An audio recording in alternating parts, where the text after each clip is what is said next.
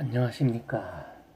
센조비 시사만평으로 보는 오늘의 이슈를 체크해 보겠습니다. 첫 번째는 재미로 보는 패러디 뉴스인데, 이것은 무슨 얘기냐면은 우리나라의 한 민간 연구소가 LAB 2050이라고 하는 처음 들어보는 민간 연구소인데요. 국가가 공짜 월급 전 국민을 대상으로 한 명당 30만 원씩 줄 수 있다는 연구 보고서를 낸 겁니다.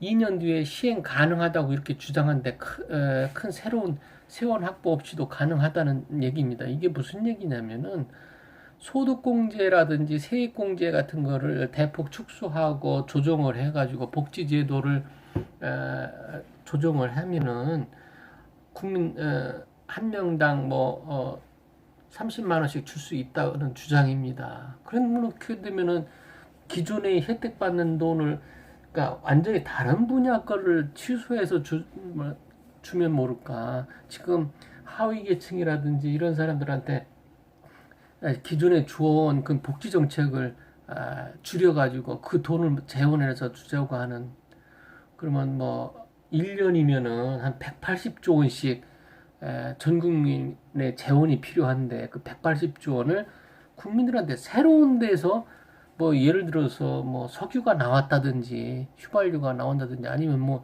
다이아몬드가 한라산 전체로 뒷쌓여 가지고 전 국민들한테 나눠줄 수 있는 이런 재원 확보가 돼 있다면은야 30만 원씩 주건 300만 원씩 줄 수는 있겠지만은, 재원 확보가 안 된 이러한 게 조삼모사 아니냐, 이런 걸 연구까지 하느냐, 이러한 패러디 뉴스가 되겠습니다. 만약에 지금 일부 지방자치단체 같은 경우는 1년에 60만 원씩 주고 어는데 이걸 매달 주는 방안을 연구해 본다고 하는데, 이거야 진짜 선심성 정책이고 선거 앞두고 이게 국민들한테 이게 혼란만 주는 정책이 아닌지 걱정이 됩니다.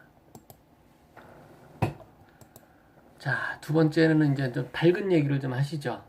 오드리 헵번이 주연한 그 티파니에서 아침을 일하고 하는 미국의 영화가 있었습니다. 유명한 영화가 있는데, 그 티파니가 미국 티파니 회사입니다. 이것에 프랑스 LVMH라고, 루이비통이라고 우리가는 보통 알고 있는데, 이제 루이비통, 지방시, 크리스찬 디오를 다 인수합병해가지고 한 LVMH라고 하는 프랑스 명품 업체죠. 이런 업체가 이제 미국의 티파니를 14조 원에 인수할 것을 지금 추진하고 있다고 합니다. 이 재미나는 얘기가 왜 그러냐면은, 미중 무역 갈등으로 인해 가지고 중국이 미국 제품에 대해서 관세를 크게 매기다 보니까 보석류라든지 명품 같은 거 티파니 제품을 중국인들한테 중국에 수출하고 판매하는데 상당히 문제가 많아서 자금난이라든지 이런 데 타격을 받았다고 합니다. 그러다 보니까 프랑스의 LVMH 이 루이비통 회사에서 이것을 인수를 좀 추진하고 있는데요.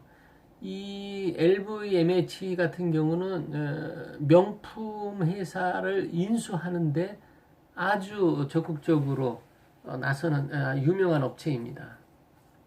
그래서 참고로 여러분들도 아시면 좋겠고, 그 다음번 패러디를 한번 보시죠. 지금 이 얘기는 이제 뭐냐면은, 검찰이 이재용 소카 대표를 불구속 기소 결정을 했습니다. 어쨌든 기소를 했다는 얘기인데요. 이 타다라고 하는 택시 업계의 새로운 신산업이라는 거죠. 그러니까 첨단 시대, 4차 산업이라고 하는데, 어쨌든 AI까지 동원을 해가지고 어떻게 보면 콜택시죠, 그런 건데, 이게 첨단 신산업이냐 불법 신사업이냐, 검찰은 어쨌든 불법 신사업으로 본 거죠. 그래서 이재용 대표를, 소카 대표를 불구속 기소 결정을 하고, 이게 이제 그 산업혁명 때마다 볼 수 있는 흔한 장면인데요. 4차 산업혁명에서 이제 벌어지는데도 이러한 현상이 벌어지는데, 지금 뭐, 이거 타다뿐만 아니고, 또, 에어앤비라고 하는, 무료 숙박 공유업체죠. 그러니까, 숙박 공유업체 같은 경우는 또, 호텔이라든지 숙박업체들이 지금 난리 나고 있는, 신산업과 구산업이 부닥쳐가지고 이게 이제 일자리 문제하고도 관계에 있는데, 어쨌든 새로운 일자리, 새로운 첨단 산업이 와서 믿고 줘야 되는데, 새로운 첨단 산업이 일자리가 더 많아야 되는데, 첨단 산업이다 보니까 일자리는 줄어들고 기존의 일자리가 줄어드는 게 문제입니다. 점차 전 세계적으로 그런 게, 그러다 보니까 인간의 가치가 떨어지는 것이 아닌지, 임금 문제라든지 이런 거에서 참 골치 아픕니다. 그러니 검찰은 법대로 처리할 뿐일 테고, 이 첨단 산업 같은 경우 지금 블록체인 같은 것도 이와 유사한 일이 벌어지고 있는데, 어떻게 대처할 거는 정치권과 지도자들의 미래를 내다보는 해안이 필요할 때죠. 법 가지고는 국가가 발전할 수가 없습니다. 법이라는 거는 항시 뒤떨어져 있는 거죠. 자, 이거는 트럼프가 얘기하는 IS 수계 알바그다디를 제거 작전을 한 것에 대해서 두 개 사진이 있는데요. 오바마 시절에 빈라덴 제거 작전이 있었고, 트럼프 때 알바그다디 제거 작전을 있습니다. 그런데 재미나는 거는 트럼프 가운데 딱 버티고 앉아서 그거를 현장을 지켜보고 있죠. 오바마는 이 자기 가운데 자리를 누굴 줬습니까? 이 총 지휘자한테 내준 겁니다. 여기는 지휘자가 여기 이 사람인데, 오바마 대통령은 무슨 동네 옆집 아저씨처럼 이렇게 쪼그려 앉은, 이게 그 당시에도 화제가 됐던 사진인데요.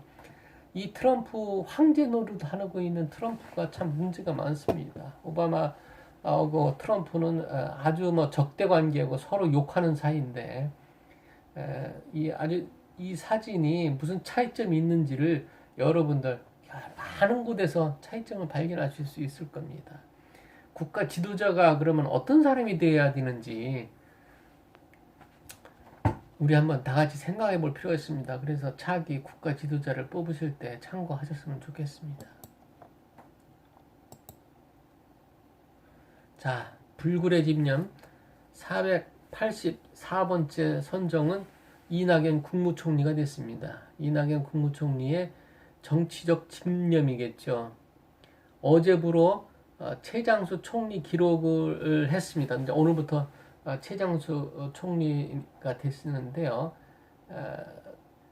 이 이낙연 총리는 결국은 정치하고 대권 도전을 할 것 같습니다. 지금 현재 상태에서는 대권 후보군의 여론조사를 하면 1위에 항시하는데요. 이낙연 국무총리는 제 심장은 항시 정치인이다, 이런 말을 해서 정치의 뜻을 굽히지 않는 집념을 보이고요. 더 낮게, 더 가깝게, 더 멀리 보고 이러한 의지를 표명한 것에 대해서 대권 도전하는 것이 아니냐, 이렇게 합니다.